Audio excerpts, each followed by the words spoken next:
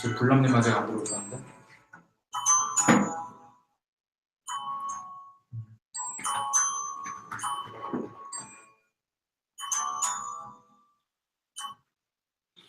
개발자를 위한 방송 개쓰리 2부 시작하겠습니다.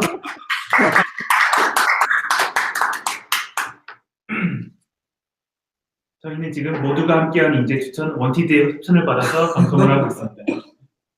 모두들 구독 버튼 한 번씩 눌러주세요.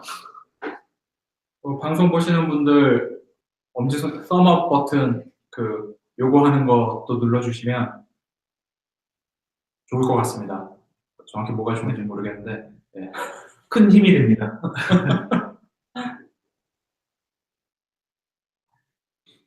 그러면 저희 2부 시작하도록 하겠습니다. 2부는 저희 이제 기술 토크인데요. 요즘 유행인 인프라스트럭처 에스 코드에 대해서 이야기를 해보도록 하겠습니다. 요즘 유행.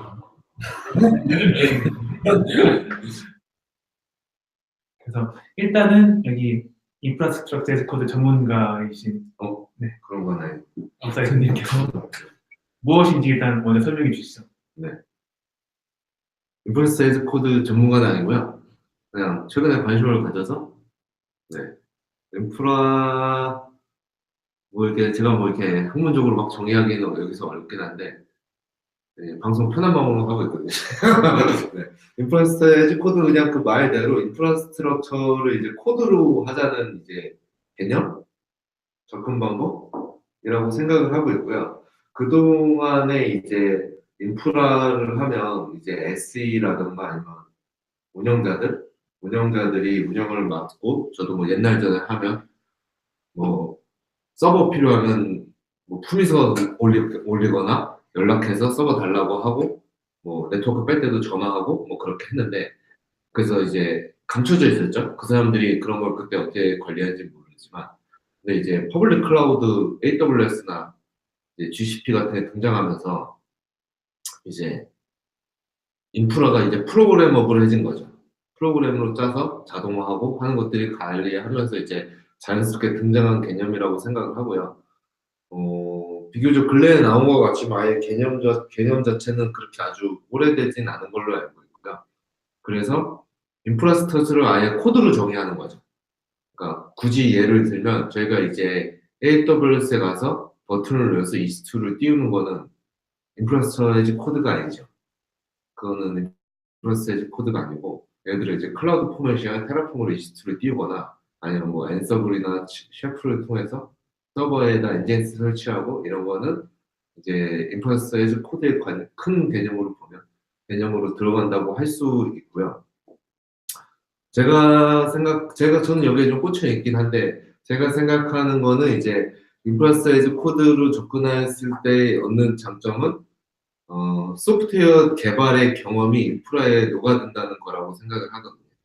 저희가 지금 수십 년간 소프트웨어 개발자들이 개발을 어떻게 하면 더 잘할 수 있지라는 거에 대해서 많은 개발 방법을 고민하고 그 노하우들이 지금 축적돼서 우리가 지금 쓰고 있는데, 이거를 물론 인프라스트럭처라는 고려를 좀 해야 되지만 인프라스트럭처를 코드로 관리하기 시작하면 그 소프트웨어의 노하우를 여기다 녹아들여서 예를 들어 피어 리뷰, 코드 리뷰를 한다든가 아니면 자동화를 한다든가 뭐 테스트 스테이징을 나눈다든가 그리고 코드 이제 인프라스트럭처를 테스터블로 만드는 건 어렵긴 하지만 개념상으로는 테스트 코드 작성하고 뭐 배포를 하고 그런 우리가 요즘 CI/CD라고 많이 하는 그런 개념들을 다 인프라스트럭처에서 똑같이 녹아낼 수 있는 거죠. 물론 그게 인프라의 특성이 있으니까 좀 하려면 많은 레퍼런스와 경험이 필요하겠지만 그런 접근이라고 생각을 하고 있습니다. 네, 간단히 하면 제 말이 길었네요.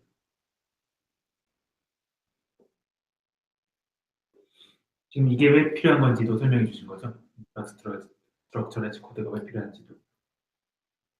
질문하신 거 보니까 설명이 안 된 것 같네요. 설명이 됐으면 설명했다고 생각했는데 설명이 안 됐나 보네요. 아니요, 설명해 주신 것 같아요. 근데 이과 한꺼번에 다 말씀해 주셨는데. 네. 기본적인 맥락은 이제 뭐 긴장 배경을 얘기하다 보니까 그 정도 레벨로 얘기한 거죠. 그러면은 실제로 써보신 저기 있으신가요? 그걸 이제 인텐시브하게 써보신 적 있으신가요? 인터프레이즈 코드. 네, 인텐시브하게 써본 적이 있고요. 저는 이제 전 회사에서 사람들하고 이제 테라폼을 위주로 썼고요. 뭐 도구는 여러 가지 있는 것 같아요. 이제 대표적으로는 테라폼과 AWS 클라우드 포메이션이 아마 대표적으로 두 개가 있고, 그 외에는 뭐 영역을 프로비저닝까지 영역을 높이면 이제 뭐죠? 셰프, 솔트, 앤서블, 뭐 퍼펫 이런 거 도구들이 있죠. 근데 뭐 걔네들도 계속 발전하고, 그게 사실 두 도구들이 막 이렇게 항상 도구들이 퓨전되잖아요. 이쪽 종류 가져오고 저쪽 종류 가져오고 하면서 계속 섞이고 이렇게 있어서 요즘은 그런 게 되는지 모르겠는데, 보통 앤서블로 EC2 인스턴스를 띄우거나 스크립트 그룹을 만들진 않으니까 저는 제 관점에서 둘은 약간 다르게 보고 있긴 하거든요. 그러면 인프라까지 관리할 수 있는 레벨로 보면 AWS 기준으로 하면 클라우드 포메이션하고 테라폼 둘밖에 없는데, 클라우드 포메이션은 네, 저도 별로 안 좋아하고 저랑 같이 일하시는 분들도 되게 안 좋아하셔서 저희는 이제 테라폼을 주로 거의 썼습니다. 테라폼을 썼고, 테라폼이 제일 좋아라기보다 약간 테라폼밖에 없는 느낌인데 뭐 그럭저럭 잘 만드는 느낌? 이 정도면 꽤 잘 만들었다 싶은 정도라고 생각하고 있습니다.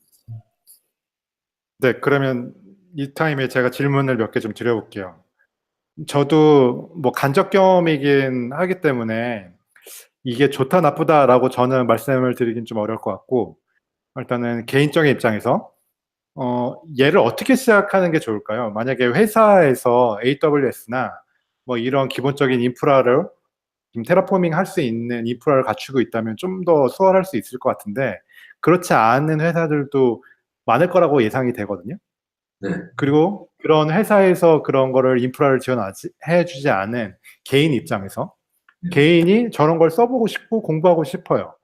근데 개인이 뭐 인프라를 가지고 있을 확률이 굉장히 적잖아요. 기껏 가지고 있어봐야 제 로컬 컴퓨터인데, 이런 걸로 뭔가 내가 이런 그 IAC라고 해야 되나? 뭐라고 불러야 되나요? 아무튼 테라포밍 같은 거를 공부하고 싶은데 어떻게 하는 게 좋은 시작점일까요? 근데 약간 그 전에 인프라스트럭처 에즈를 공부하기 전에 인프라를 공부해야 되잖아요.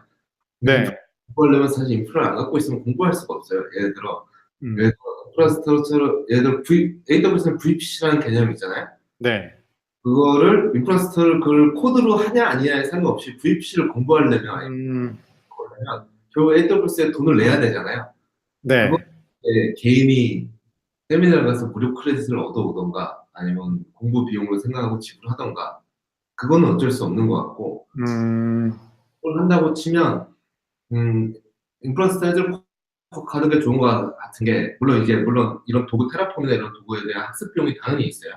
그거는 당연히 없지만, 제가 공부하면 저도 지금 요즘 디지털 오션을 자꾸 만지고 있는데, 전에는 이제 뭐 VPC든 뭐든 막 세팅을 하는 거죠.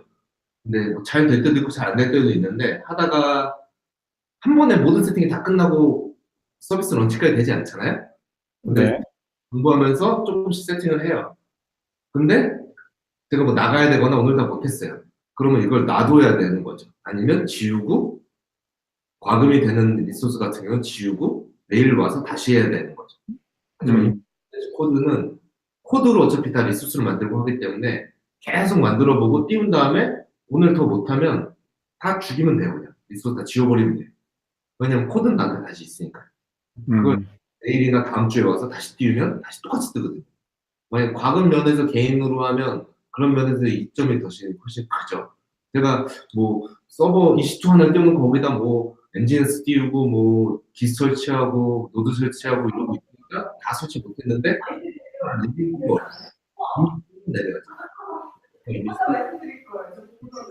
프로비저닝 돼 있을 수 있으면 언제나 다 대연할 수 있으므로 그냥 작업할 때만 딱 띄워놓고 내리면 되는 거죠.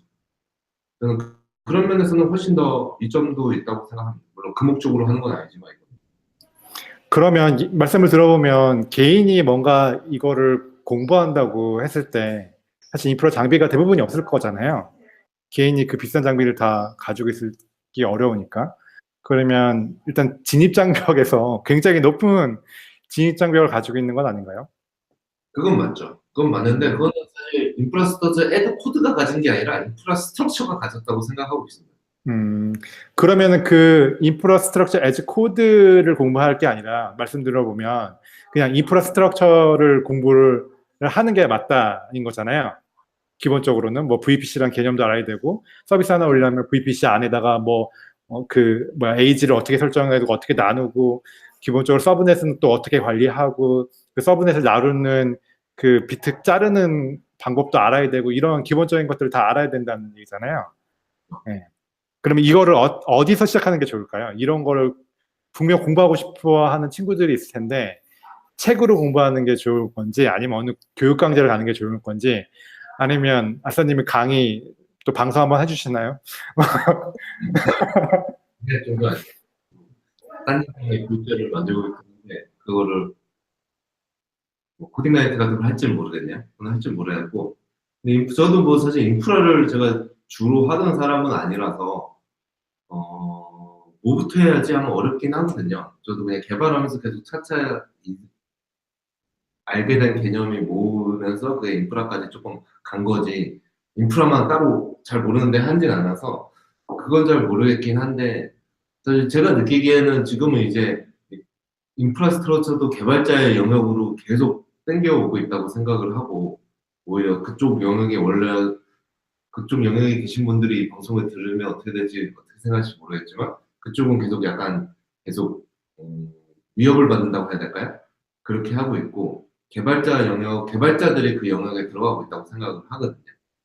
그렇게 생각하면 사실은 이제 시작하시는 분들도 이제 미래의 기대치를 가지고 그쪽에 좀 투자하시는 것도 저는 나쁘지 않다고 생각을 하고 있고요. 뭘로 배우는 게 좋은지 잘 모르겠어요. 뭘로 배우는 게 좋은지 잘 모르겠고 사실 인프라스트럭처라는 것도 개발과 물려 있잖아요. 이게 뭐 서비스를 아키텍처 어떻게 가져갔지 그런 거에 다 물려서 그 밑에 인프라스트럭처가 있는 거지. 서버 하나 줘 그러면 서버 하나 주던 시대가 아니라서 그게 단순히 공부할 수 있을지 모르겠는데 뭐 책이나 강의를 봐야 되겠지만 결국은 AWS나 GCP 같은 걸로 직접 운영해 보고 테스트해야 되지 않나 싶기는 해요. 참 얘기를 들어보니 쉽진 않겠다. 내가 개인적으로 공부하기는 쉽지 않겠다라는 생각이 좀 들긴 하네요. 비용이 들어가는 문제라서. 근데 인프라스트럭처에 관심 있는 사람을 대상으로 얘기하는 거죠. 근데 그 모든 개발자가 인프라스트럭처 레벨까지 관심 있는 건 아니잖아요. 없는 개발자들도 있고 그냥 버튼을 누르면 제동 배포할 수 있고 이러면 그냥 끝나는 개발자들인데 그래서 이제 그런 부분에서는 저는 관심 있는 개발자들에 대한 얘기고 사실 모든 회사는 누군가는 이 일을 하고 있으니까요. 인프라를 누군가는 해주고 있잖아요. 내가 안 할 뿐이지 누군가는 하고 있거든요. 그거를 이제 그 맥락에서의 관점이 되는 거죠.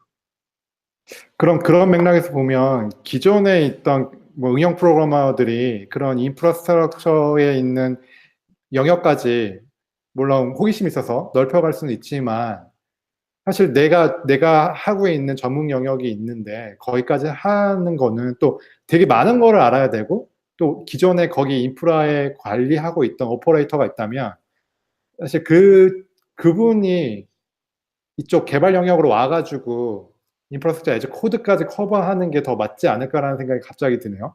왜냐하면 알아야 되는 도메인 지식이 훨씬 더 많아지는 거잖아요. 개발자 입장에서는. 그리고 신경 써야 될 포인트가 하나 더 느는 거잖아요. 그렇긴 하고요. 그 말은 맞는데 저는 이제 그 부분에서 조금 제가 다르게 보는 거는 그러니까 응용 소프트웨어 개발자들이 인프라까지 해가 아니라 개발자 출신 사람들 중에 인프라를 하는 사람들이 이제 생겨야 되는 시대가 되는 거죠. 약간 이렇게 옛날에는 뭐 예를 들어 그러니까 계속 영역이 세분화되잖아요. 네. 프론트 엔지니어 따로 생기고 서버드 백엔드만으로 얘기할 수 있는 수준이 아니잖아요. 세분화되잖아요. 프로그래머가 할 줄 영역 중에 인프라까지 하나 추가된 거죠. 근데 이게 인프라 플러스 애드 코드가 된다고 해서 개발자들이 어플리케이션 짜다가 이제 인프라까지 너 혼자서 다 해. 이게 개발 경험이 있는 사람들이 절로 가야 되는 거고, 저는 아까 말씀하신 맥락에서는 저쪽에서 와주면 저도 좋다고 생각하는데, 일단 제가 개인적인 느낌으로는 안 오고 있다고 생각하고요. 그리고 그쪽이 개발에 대해서 배워야 될 게 우리가 절로 가는 것보다 훨씬 많다고 생각하고 있습니다. 그러니까 그쪽에서 제가 바라는 거는 어째 뭐가 되게 거대 덕물이 된 것 같은데, 인프라스트럭처의 개발자의 그 개념이라고 해야 되나? 접근 방법이 도입되기를 원하는 건데, 그 사람들 이거를 다 배워야 되는 거죠. 그러다 보니까 이 사람들은 인프라만 배워서 들어가는 게 저는 오히려 빠르다고 생각을 하고 있어요. 그러면 이제 질문을 바꿔서 기존의 이 테라포밍을 적용하기 전과 후를 비교하면 어떤 거에서 개발자가 이득이 있을까요? 기존에는 그냥 그 인프라 엔지니어링을 담당하는 부서가 있으면 뭐 나에게 인스턴스 하나 줘라고 그냥 뭐 메일로 요청을 하든 뭐 지라로 요청을 하든 요청해서 받아서 내가 거기서 개발만 하면 되는 시대였잖아요. 불과 5년 전만 하더라도. 개발자는 똑같죠. 음. 저번에 개발자는 똑같고요. 이건 지금 그 인프라 하는 사람들이 인프라를 어떻게 다룰 거냐에 대한 새 방법인 거죠. 오히려 그러니까 제가 질문 드리는 거는 그러면 그 인프라를 다루는 개발자들이 테라포밍으로 넘어왔을 때 어떤 이점들이 있을까요? 테라폼으로 넘어오면 일단은 이제 요즘은 테라폼을 꼭 테라폼이나 인프라스트럭처 코드가 안 와도 적응 방법이 많이 비슷해졌다고 생각하는데, 모든 리소스는, 그러니까 예를 들어 이거죠. 지금 누가 악의적으로 지금 서버를 다 내렸어요.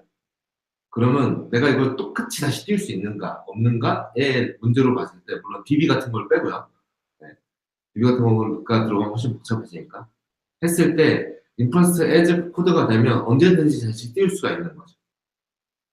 근데 이제 그런 관점에서 인프라스트 에즈 코드가 되면 다시 스토리가 남을 수밖에 없거든요. 결국은 다 이걸 어차피 기술로 VCS로 관리할 거고. 근데 우리 보통 작은 회사나 뭐 이런 데 하겠지만, 서버에 뭐 설치되는지 아는 사람 다 알고 있는 사람은 없잖아요. 네. 운영팀에서 아마 그게 스크립트나 룰이 있긴 있을 건데 그게 없거든요. 없고, 그걸 만든 사람이 기억을 하고 있는 거죠. 기억을 하고 있기 때문에 그냥 그거를 죽으면 다시 기억하고 있다고 생각하지만 똑같이 저는 뛸 수 없다고 생각하거든요. 인프라스트 에즈 코드를 하면 언제든 서버를 띄었다 내릴 수 있고, 요즘 클라우드로 오면서 이게 개념이 그렇게 된 것 같아요. 그러니까 서버라는 것 자체가 잠깐 쓰고 버린다는 개념으로 바뀌었다고 저는 생각하거든요. 예전에는 서버가 되게 중요한 머신이었죠. 한번 비우면 얘가 이제 업타임 막 3년 없는 게 가는 거죠. 근데 요즘은 강제적으로라도 뭐 한 달에 한 번씩 바꿔주거나, 네. 그러니까 우리 뭐 우분투 10.5 뭐 이러잖아요. 왜냐면 그 서버를 내릴 수가 없으니까. 이제 그렇게 안 가고 계속 내리고 가는 거죠. 계속 내리고 새로 올리고, 그게 특정 사람이 아니라 누구나 그 짓을 하게 하려면 이게 코드로 내려와야 되는 거죠. 라고 저는 생각을 하고 있습니다. 저도 약간 한 걸음 떨어져서 본 거지만 실제로 제가 거의 테라폼 코드에 손을 댄 건 아니었기 때문에 그걸 보면서 느꼈던 거는 전 회사에서는 전전인가? 어쨌든 뭔가 그거를 이제 다른 팀이 해주던 곳에서는 엑셀 파일이나 뭐 다른 텍스트 파일이든 뭐든 거기에 뭐 서버 아이디가 뭐고 IP가 어떻게 되어 있고 CPU가 뭐고 하드가 뭐고 여기서 돌아가는 서비스가 뭐고 이런 거를 누군가 관리하는 사람이 한 명이 계속해서 그거를 적어 나가기 시작을 했었어요. 근데 새로운 항목이 필요해지면 새로운 컬럼이 추가되고 그걸 다시 뭐 적는다던가 이런 식으로 했는데, 이 방식의 문제점이 히스토리 관리가 안 된다라고 생각을 하거든요. 어떤 서버가 들어갔는데 왜 추가가 됐는지도 모르고 그냥 그 문서에는 추가가 된 것뿐이죠. 그리고 어느 순간 어떤 서버가 빠졌는데 왜 빠졌는지 몰라요. 그리고 어떤 애는 이제 고아가 됐어요. 어떤 서버는. 근데 고아인지도 모르는 상황이 계속 반복이 되는 거죠. 그냥 그래서 인프라스트럭처에서 코드라는 게 제 개인적인 생각으로는 관리 방식의 변경, 그리고 그것 때문에 그걸 통해서 훨씬 더 쉽게 자원을 효율적으로 사용할 수 있는 방법으로 접근이 시작된 것 같아요. 그리고 그걸 가능하게 했던 건 아서님 말씀대로 가상화, 모든 서버가 가상화가 되면서 그게 가능해진 것 뿐인 것 같고요. 결국 먼저 가상화가 시작이 되니까 이걸 어떻게 하면 옛날 방식으로 안 해도 될 것 같은데? 라는 생각이 점점 자라다가 그거를 코드로 버전 관리를 하듯이 진행해 볼 수 있지 않을까라는 아이디어로 출발을 한 것 같아요. 그리고 그게 컨테이너가 도커가 등장하면서 훨씬 가속화됐다고 네. 생각하는데 그 글이라고 해야 되나? 논문은 아닐까 아마 그럴 거예요. 이게 인프라에서는 펫앤 캐틀인가? 라는 그 개념이 있거든요. 그러니까 애완동물이냐 가축이냐는 거죠. 그러니까 전에 서버는 우리한테 애완동물이었어요. 그래서 모든 서버에 이름이 있는 거죠. 1번 서버, 2번 서버, 3번 서버. 그러니까 이거를 서버를 우리가 애완동물처럼 다룬 거예요. 근데 지금은 이게 가축이 된 거예요. 그러니까 소 100마리가 됐지 소 100마리에 다 이름이 있지 않는 거죠. 너는 1번 소, 2번 소. 이런 게 없고 지금은 그냥 내가 소가 50마리 있는지 100마리 있는지 돼지가 30마리 있는지 이런 시대가 된 거예요. 서버가. 옛날에는 우리 생각하면 다 서버 이름 짓잖아요. 서버 할 때마다 다 이름 짓거든요. 그래서 네, 그것도 약간 재미 요소, 개발의 재미 요소 같은 것 중 하나였는데 이제 시대가 달라서 서버에 이름을 주지 않는 시대가 돼버리는 거예요. 이제 그거에 좀 유명한 글로 펫 vs 이런 글이 있거든요. 이제 그런 개념, 그런 맥락에서 시작을 하다 보니까 해서 저는 이제 그게 쭉 발생해서 서버를 그런 식으로 다루기 시작을 했고 그게 인프라스트럭처 애드 코드로 더 이제 극대화되는 좋은 방법으로 가고 있다고 저는 생각을 하는 거죠. 그러면 제가 또 다른 그 기존의 인프라 엔지니어를 관리하는 사람의 빙의 돼서 질문 한번 드려볼게요. 진짜 그분들이 그런 생각을 가지고 있는지 모르겠지만 저도 그런 생각에 동의하고 나도 코드로 내 인프라를 관리하고 싶은데 결국엔 비용이잖아요. 기존에 있는 레거시를 가지고 있는 어떤 회사에서는 그런 가상화로 도입도 시작을 안 하고 뭐 그냥 내가 터미널에 들어가서 인프라 관리자가 관리하는 사람들도 많을 거라고 예상은 하고 있어요. 근데 그런 사람들이 그 허들을 한 단계 넘으려면 어떻게 시도하는 게 좋을까요? 회사를 설득하는 방법일 수도 있는데 일단은 한 사람이 모든 그 서버실에서 그러니까 서버실을 가지고 서버실을 운영하는 사람이라면 이 사람은 이제 다음 스텝으로 넘어가려면 뭘부터 해야 될까요? 서버실을 먼저 없애야 되나요? 서버실이 근데 지금은 사실 인프라스트럭처 코드나 네. 그런 거를 하려면 결국은 사실 저는 퍼블릭 클라우드 아니면 답이 없다고 생각하고요. 그러면 기존에 있는 그 피지컬 장비들을 하나씩 클라우드로 옮겨야 된다는 거죠? 네, 그럴 수 있다면 그런데 보통 이미 갖고 있는 회사는 그러지 저는 못할 거라고 생각하거든요. 그게 싸잖아요. 실제로 그렇죠. 예를 들어 뭐 네이버에서 특정 회사 언급해도 되나? 네이버가 데이터 센터를 갖고 있잖아요. 네. 근데 갖고 있는 게 싸요, 실제로. 네, 그러니까 거기는 그걸 가지고 있는 이유가 있는 거죠. 그래서 그거 말고 소규모 회사인데 뭐 나름대로 VPN도 가지고 있고 몇 개 서버 가지고 있고 서버실 조그맣게 운영하고 있는 회사들도 그게 훨씬 더 쌀까요? 라는 질문이에요. 그런 회사들은 저는 사실 물론 회사마다 모든 게 사정이 있으니까요. 쉽게 말은 못하지만 그냥 제너럴하게 말하면 하루빨리 사내 서버를 없애고 퍼블릭으로 가야 된다고 생각. 퍼블릭 클라우드로 가야 된다고. 그렇게 생각하는 이유는 뭘까요? 일단 옮겨야 되는 이유. 사내 서버는 그러니까 그 서버가 특정한 거기에 꼭 있어야 되는 이유가 아니라면 관리하기가 어렵고 예를 들어 많은 문제가 있잖아요. 정전, 뭐 화재, 뭐 최악으로 생각하면 많은 문제가 있고 하드웨어는 결국 하드웨어가 거기 있다면은 누가 그걸 관리하고 있어야 돼요. 누가 하드 고장나면 교체라도 해야 되고 전원 나가면 켜줘야 되고 뭐 랜선 선 끊어지면 그거 갈아줘야 되고 다 누가 관리를 해주는 그게 뭐 가만히 있진 않는다는 거죠. 근데 작은 회사라면 저는 오히려 그거를 보통의 회사는 그 비용이 훨씬 아깝고 그 비용을 그냥 퍼블릭 클라우드에 주는 게 훨씬 싸다고 개인적으로 생각을 하고 있어요. 그런 얘기들도 AWS 비싸라고 얘기하는 얘기도 많이 있는데 결국 인프라라는 건 관리하는 사람이랑 인프라 비용이 다 합쳐서야 비용이 나오는 거지. 이 사람은 나머지 비용은 다 빼고 인프라 비용만 두 개를 비교해가지고 비싸라고 얘기하는 건 아니라고 생각합니다. 저쪽은 아무런 관리 안 해도 다 누가 해주는데 이쪽은 누가 사람이 있어야 되잖아요. 최소한 한 명이라도. 아니면 우리 메인 개발자가 개발을 하다가 갑자기 서버 죽었어. 그럼 내가 가서 하드를 하나와에서 주문한 다음에 오면 바꿔 끼고 이걸 해야 되잖아요. 저는 이제 그것 자체가 낭비라는 거예요. 이게 되게 보이지 않지만 되게 큰 낭비죠. 그러니까 그게 없었으면 그냥 개발만 하고 있었어요. 그 친구가 그걸 해야 된다는 건 이건 제가 보기엔 낭비거든요. 그럼 물론 내부에 있는 이유가 있을 수 있죠. 이유가 있을 수 있으면 그거는 뭐 해도 되는데 저는 보통의 경우는 사실 없는 게 훨씬 좋다고 생각을 하고 있어요.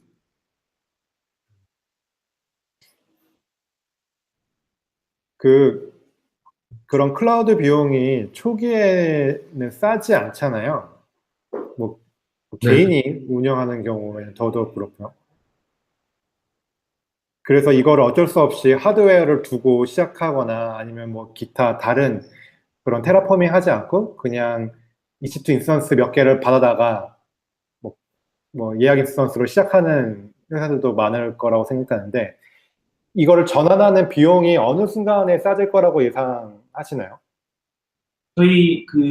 일단은 저희 방송 시간이 거의 다 돼서요. 이 질문은 일단 저희가 이슈에 올려놓고 다음 방송인가요?